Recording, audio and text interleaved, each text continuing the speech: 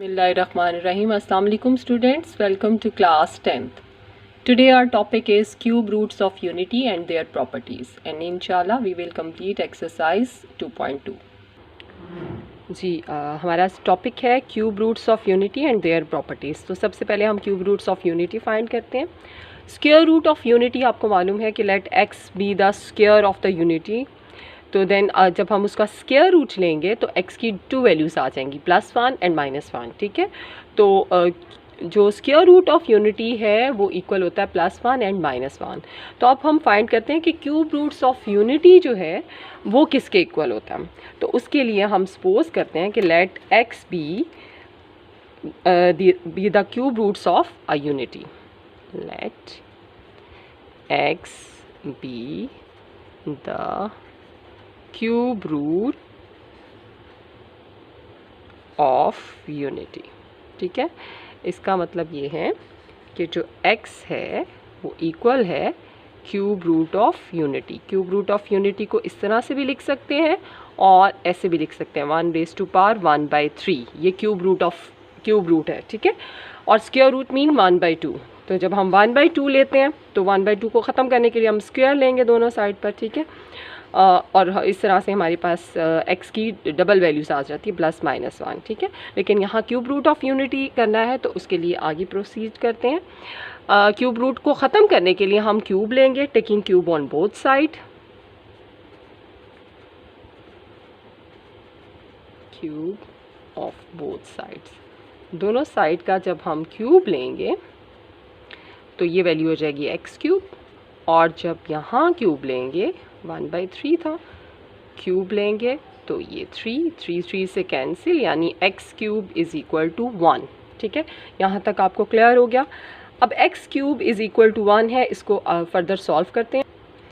1 को right side पे left side पे शिफ्ट करते हैं। x³ -1 is equal to 0। ठीक है, तो इट मीन्स कि x³ माइनस इसको 1³ लिख सकते हैं इज़ इक्वल टू 0।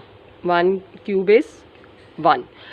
अब ये a³ माइनस b³ का फॉर्मूला है, तो बाय यूजिंग द फॉर्मूला हम इसकी वैल्यू लिखेंगे। Since we know that a³ minus b³ किसके इक्वल होता है, since a³ minus b³ is equal to a minus b into a² plus ab and plus b²। ठीक है जी, ये हमारे पास फॉर्मूला है।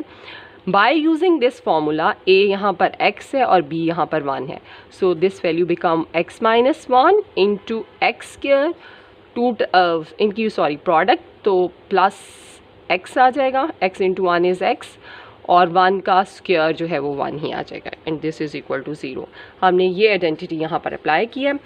Now the product of two values is equal to 0. It means either one of them is 0. यानी हम कहेंगे either x minus 1 is equal to 0 और x² plus x plus 1 is equal to 0। ये तो एक लीनियर फैक्टर है, यहाँ से डायरेक्टली x की वैल्यू आ जाएगी 1। ठीक है, तो यहाँ पर x की वैल्यू आ गई है 1। ये एक क्वाड्रेटिक इक्वेशन है, लेकिन इसकी मिड टर्म ब्रेकिंग नहीं हो सकती, तो हम क्या करेंगे, यहाँ यूज़ करेंगे quadratic formula. For quadratic formula here a is 1, x² का कोफिशिएंट भी 1 है, b का कोफिशिएंट भी 1 है और कांस्टेंट वैल्यू भी 1 है। ठीक है, तो by using quadratic formula, since x is equal to -b plus minus square root of b² minus 4ac over 2a। अब इसमें हम वैल्यूज़ को सब्स्टिट्यूट कर लेते हैं। ठीक है, ये देखें, यहाँ हम लिखते हैं -1 प्लस माइनस 1² माइनस 4 इंटू 1 और divided by 2 into 1। -1 plus minus 1² is 1 minus 4 is -3 divided by 2।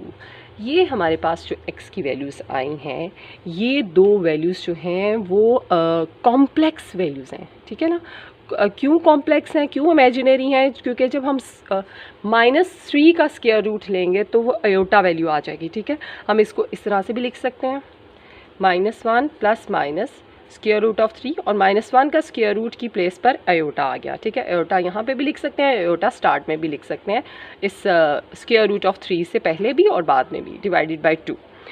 अब ये जो दो रूट्स आए हैं, 3 रूट्स आ गए ना, ये एक रूट ये है जो कि हमारे पास रियल आया है, और 2 रूट्स जो हैं इसके इमेजिनरी आए हैं यानी कॉम्प्लेक्स आए हैं, ठीक है। तो अब हम लिख देते हैं रिजल्ट लास्ट में। Hence cube roots of unity are roots of unity are 1 is 1, second is -1 plus square root of iota 3 divided by 2, and third is -1 minus iota square root of 3 by 2। ये 3 cube roots of unity हैं जो आगे हैं, ठीक है। अब आगे हम देखेंगे इसी तरह से हम किसी भी वैल्यू का क्यूब रूट ले सकते हैं। ये तो हमने यूनिटी यानी 1 का लिया है। इसी तरह हम क्यूब रूट ऑफ 8 ले सकते हैं, क्यूब रूट ऑफ -8 ले सकते हैं, क्यूब रूट ऑफ 64 ले सकते हैं, क्यूब रूट ऑफ -64 ले सकते हैं। सिमिलरली इसी तरह से होगा।